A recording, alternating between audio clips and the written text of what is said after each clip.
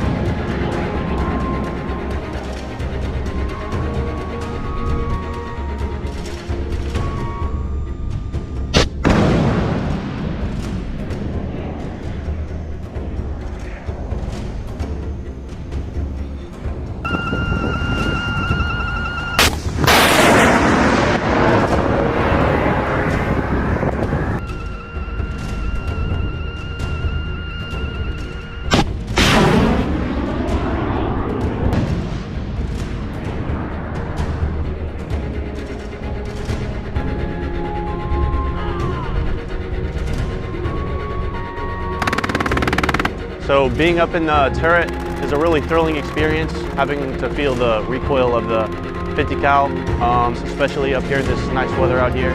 Looking through the ODU display, optical display unit at the aircraft, we got a great view over the ocean too, so it's super fun to just look over, track aircrafts all day and have that great view while I'm doing it.